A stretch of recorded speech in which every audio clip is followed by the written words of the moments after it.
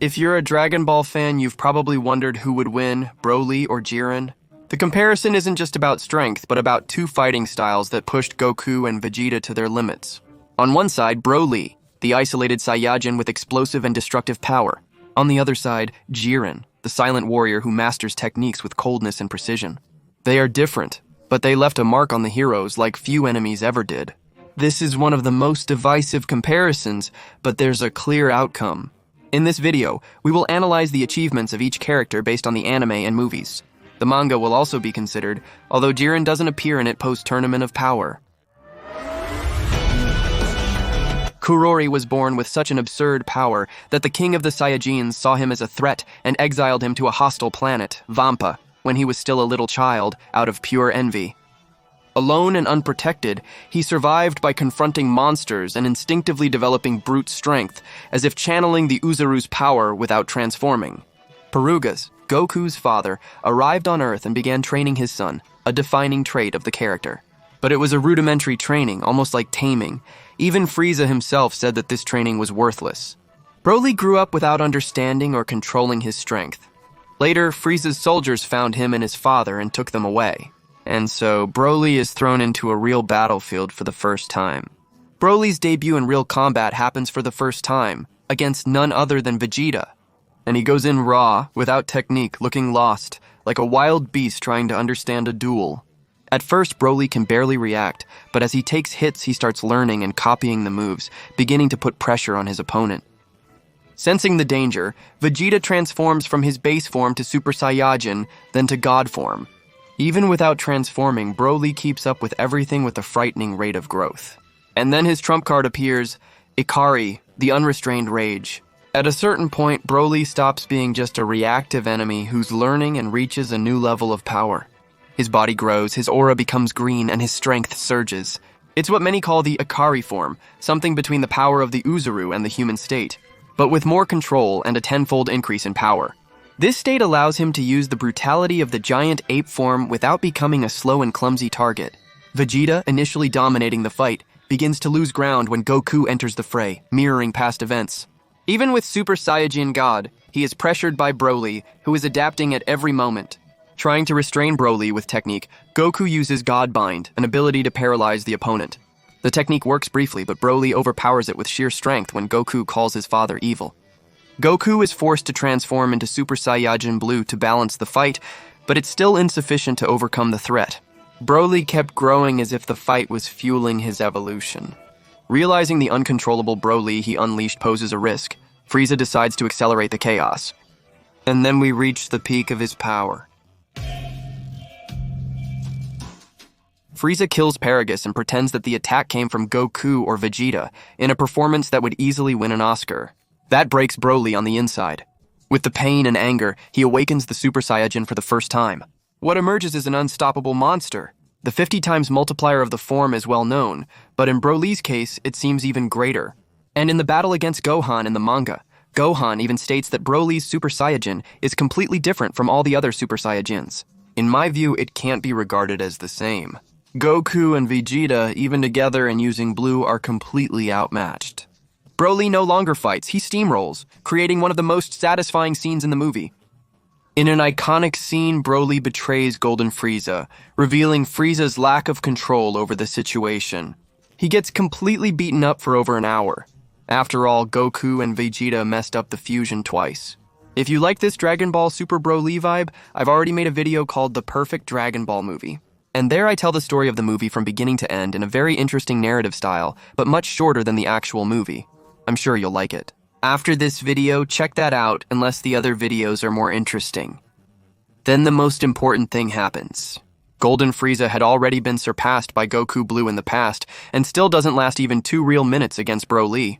He only doesn't die because Broly is more focused on destroying everything around him. Then, the fusion turns the tables. Left with no choice, Goku and Vegeta do the Metamoru dance. After some funny tries, Godita shows up, changing the battle's pace. Godita in his base form fights equally with Broly and Super Saiyajin, but Broly continues growing stronger. To end the battle quickly, Godita transforms into Super Saiyajin Blue, ensuring total domination. Broly can't land a single hit anymore, he's defeated. And at the last moment, Chilai uses the Dragon Balls to save him and teleport him back to Vampa. Later, Goku visits Broly on Vampa, not to fight but to offer help.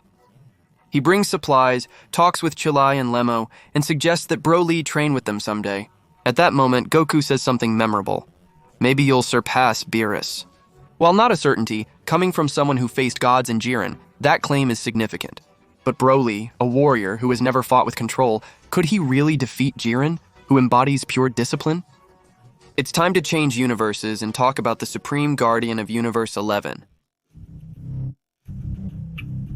Unlike Broly, Jiren was already considered a legend before his appearance. In the Tournament of Power, Toppa warns that if Goku can barely face him, he doesn't stand a chance against Jiren. Whis confirms a mortal from Universe 11 surpasses their god of destruction, who he claims is even stronger than Beerus. Although this is said in the anime, in the manga it is proven that the god who would surpass Beerus in this version of the anime is actually weaker than Jiren. In both the anime and manga, it is confirmed during the Tournament of Power that Jiren surpasses his god. However, the manga seems to have switched Belmont's position with Quitela's, suggesting that Quitela would actually be stronger than Beerus. Or rather, he beat Beerus in an arm wrestling match, but that doesn't mean he would win against Beerus in a direct fight. But this retcon doesn't change anything in the comparison with Jiren. It only changes the comparison between Beerus and the supposed god. In other words, even before the fight, Jiren is already placed above any comparison. Jiren is not just powerful, he's an absolute obstacle. When he finally takes action in episode 109, everything makes sense. He doesn't waste words or energy, he just observes, waits, and reacts with brutal precision. Goku tries all his forms from base to Super Saiyajin Blue, but Jiren defends against everything effortlessly with just one finger. Yes, a single finger. The attacks that once shook the universe are now ineffective. Most impressively, Jiren isn't using his full power. In an attempt to turn the tide, Goku launches the Spirit Bomb, powered by the energy of all Universe 7. Jiren withstands the attack and redirects it back at Goku, but the explosion's force awakens something unexpected. Goku gains incomplete Ultra Instinct, allowing him to attack with flawless reflexes without thinking. For the first time, Goku manages to land a hit on Jiren. Even so, Jiren keeps his composure, because the real fight hasn't even started yet. With emerging Ultra Instinct, Goku finally challenges Jiren seriously, but he knows this form is still not mastered. It consumes energy quickly and appears more out of survival instinct than actual mastery. In episode 129, Goku reactivates Ultra Instinct and begins to comprehend its workings.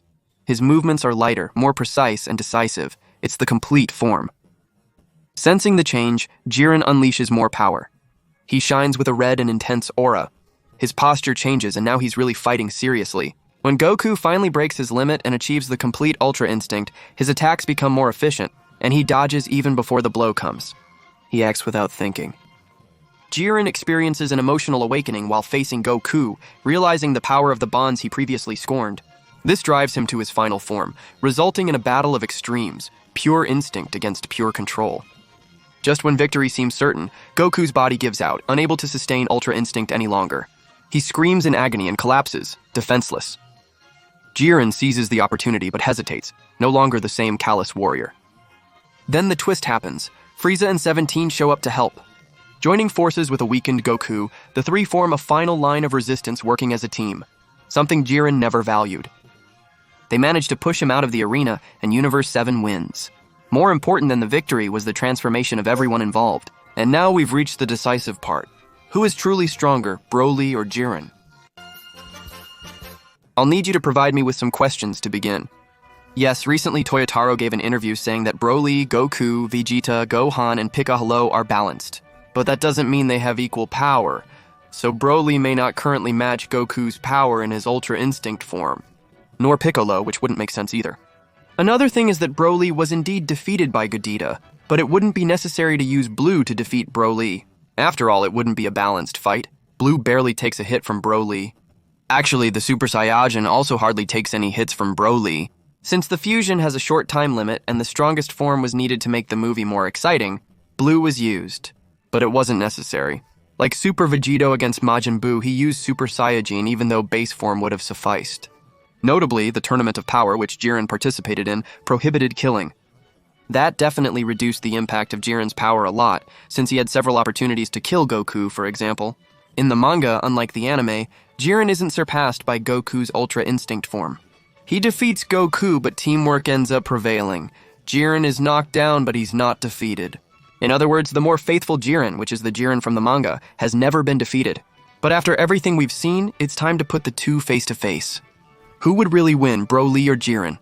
If we consider only the feats shown on screen and in the pages, Jiren comes out ahead by a wide margin. Why? Whis and other characters consistently state that he surpassed gods of destruction, faced Goku with complete Ultra Instinct, not only resisting, but pushing Goku to evolve, performing even better in the manga. Broly does have an absurd amount of strength, yes. Goku suggests that he could surpass Beerus, but that's just his personal impression, without direct confirmation, and the manga itself confirms that this isn't true. Besides, Broly has always fought out of control, like a force of nature. We haven't seen yet how he would do with focus, strategy, and emotional control. That weighs a lot in a battle against someone as technical as Jiren. Comparing Broly and Jiren is essentially contrasting instinct against discipline. Broly is the pinnacle of raw Saiyajin evolution, a warrior who grows as he fights, learns by taking hits, and adapts in real time. His strength grows as the fight continues, making him more dangerous over time.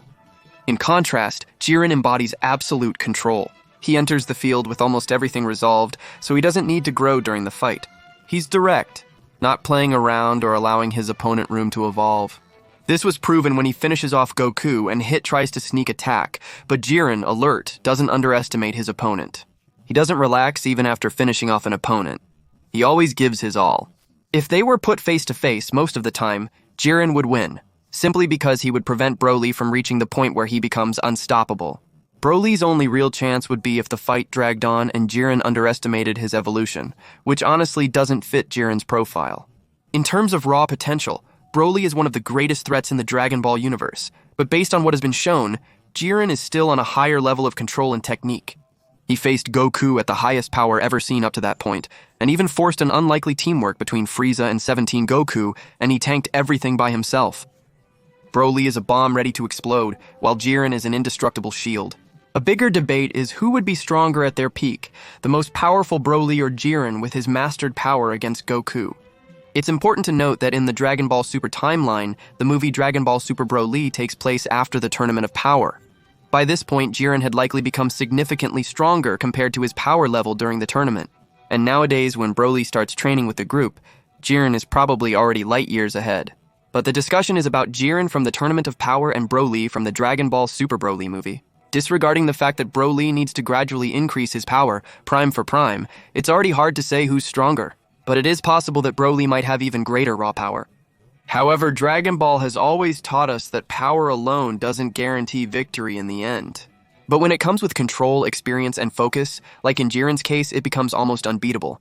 Comment below who you want for the next analysis. Please like this video and hit the hype button if you're on mobile. We're close to 400k subscribers, so turn on notifications by clicking the bell icon. And subscribe because there's a lot more coming. Comment your opinion below. That's it, I'll stop here. See you.